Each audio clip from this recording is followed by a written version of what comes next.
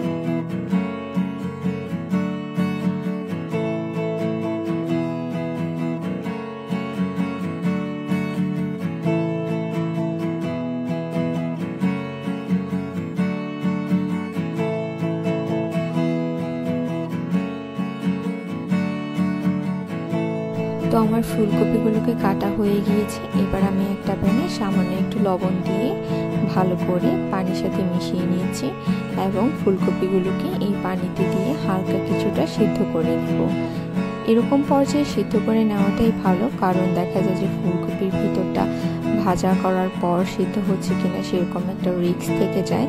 আর তাছাড়া অনেকেরই আছে ফুলকপির স্ট্রং একটা ফ্লেভার থাকে, সেটা সহ্য হয় না। তো সেই ক্ষেত্রে আপনারা এভাবেই সিদ্ধ করে নিতে পারেন। তো একটা একটা করে আমি ফুলকপি সবগুলো এখানে দিয়ে নিচ্ছি।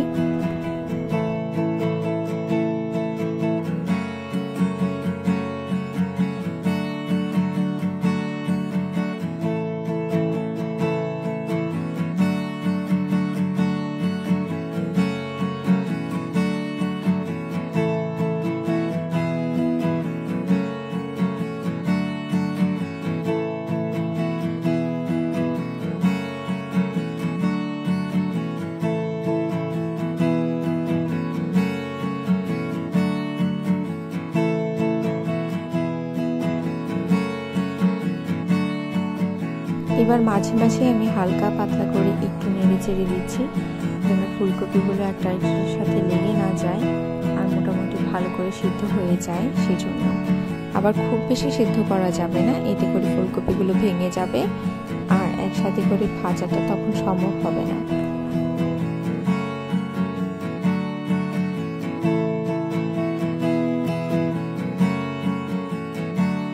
আবার খুব বেশি নাড়াচাড়াও করা যাবে না, এতে করে একেবারে ফুলকপিগুলো বেশি সিদ্ধ হয়ে খিচুড়ি হয়ে যাবে।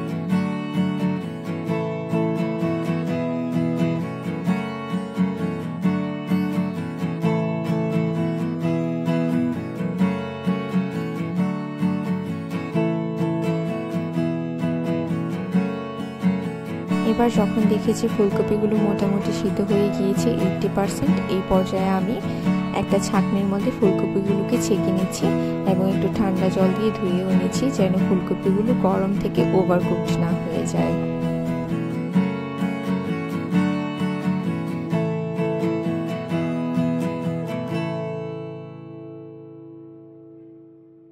এবার ছাঁকনি নিচে একটি বাটি দিয়ে আমি ফুলকপিগুলোকে রেস্টে রেখে দিচ্ছি যেন এক্সট্রা পানি যা আছে সেগুলোও ঝরে যায়। আর এখানে হচ্ছে আমি ব্যাটারটা বানিয়ে নিচ্ছি, কিভাবে পাকোড়ার ব্যাটারটা দিবেন সেটাই দেখাচ্ছি। এখানে প্রথমে আমি 2 চা চামচ বেসন নিয়ে নিচ্ছি, 2 থেকে 3 চা চামচ চা চামচ না, টেবিল চামচ বেসন নিয়ে নিচ্ছি।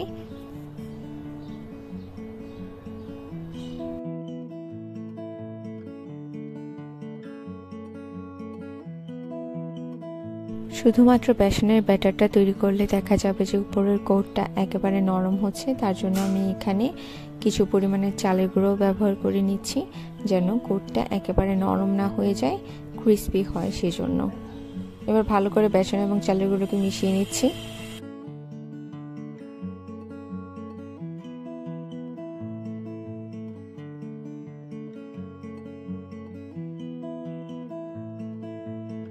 এবার বেসন আর চালের গুঁড়োগুলোর মধ্যে আমি সামান্য পরিমাণ মতো লবণ দিয়ে দিচ্ছি, তারপর আবার মিশিয়ে নিচ্ছি।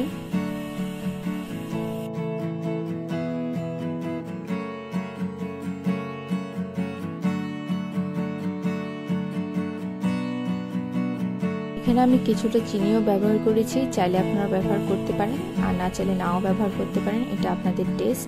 তবে আমার সবজি জাতীয় যে কোনো রেসিপিতে চিনি ব্যবহার করতে ভালো লাগে, তা না হলে একটু ফ্যাকাশে মনে হয়। তারপর এখানে আমি সামান্য পরিমাণের হলুদের গুঁড়া আর মরিচের গুঁড়াও ব্যবহার করে নিচ্ছি, এতে করে হালকা একটু ঝাল ঝাল লাগবে, খেতে ভালো লাগবে।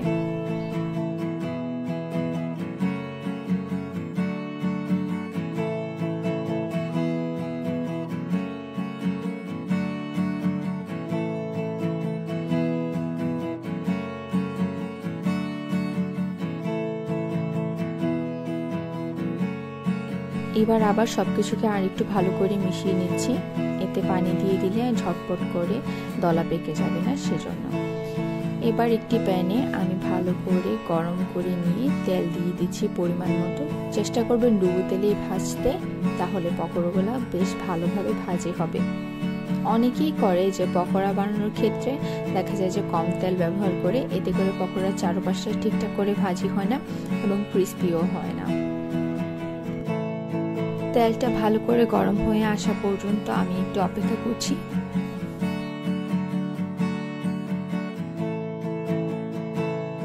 এবার তেলটা গরমে বসিয়ে দিয়ে আমি এখানে ব্যাটারটাকে তৈরি করে নিচ্ছি।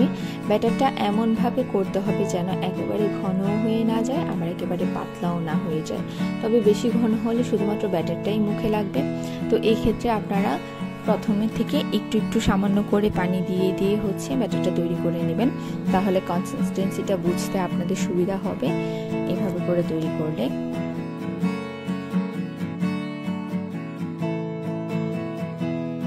এই যে এখানে হচ্ছে আমি আরেকটু প্রয়োজন অনুযায়ী পানি দিয়ে নিচ্ছি, এভাবে করে 3-4 বারে এটাকে তৈরি করে নেব ব্যাটারটাকে।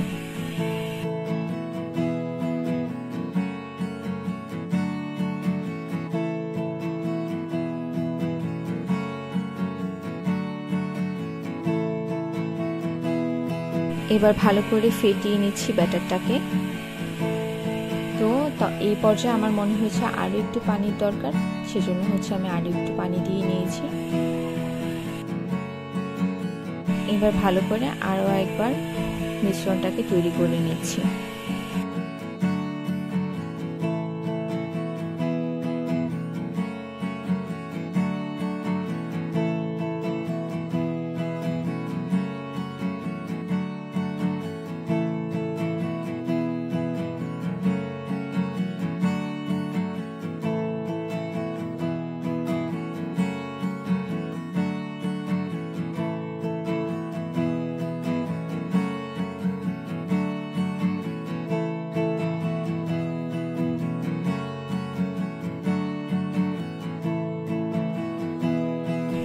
এই যে দেখেন মিশ্রণটা কেমন পাতলা হয়েছে, দেখে নিশ্চয়ই আন্দাজ করতে পারছেন ঠিক কেমন পাতলা হলে ক্রিস্পি হবে জিনিসটা।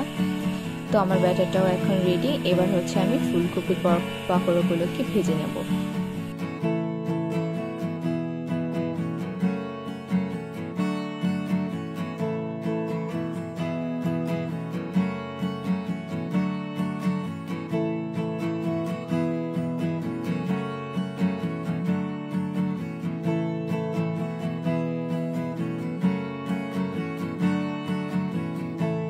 তো এই যে আমার তেলটাও একেবারে ভালো করে গরম হয়ে এসেছে, দেখেন দেওয়ার সাথে সাথেই ফুলকপিগুলো কত সুন্দর ভাজা হয়ে যাচ্ছে।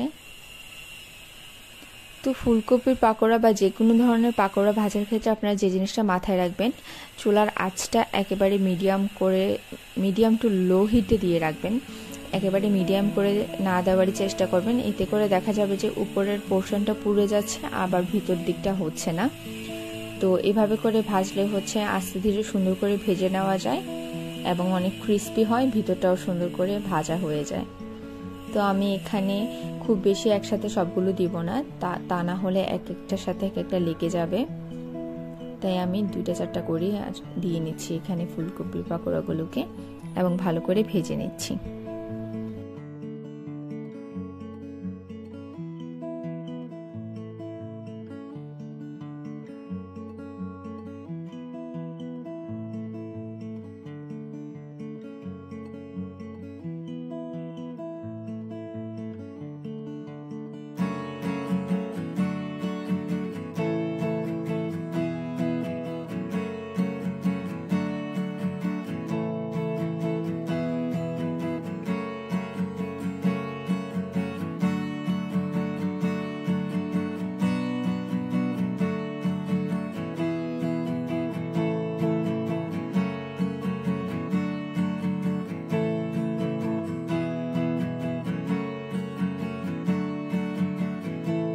তো এবার উল্টে পাল্টে বেশ কিছুক্ষণ সময় নিয়ে আমি আস্তে ধীরে ভেজে নিচ্ছি পকোড়াগুলোকে। তো আজকের রেসিপিটা এই পর্যন্তই ছিল। আমার ব্লগগুলো যদি ভালো লেগে থাকে তাহলে অবশ্যই আমাকে লাইক করবেন, কমেন্ট করবেন। আমার চ্যানেলটিকে এখনও যদি সাবস্ক্রাইব না করে থাকেন তাহলে অবশ্যই সাবস্ক্রাইব করবেন, বেল আইকনে প্রেস করতে ভুলবেন না। আর অবশ্যই আমার নেক্সট ব্লগগুলো দেখবেন। তো দেখা হচ্ছে অন্য আরেকটি ব্লগে। সেই পর্যন্ত আপনারা সবাই ভালো থাকবেন, সুস্থ থাকবেন এবং আমার পাশেই থাকবেন। তো সবাই অনেক বেশি ভালো থাকবেন। টাটা।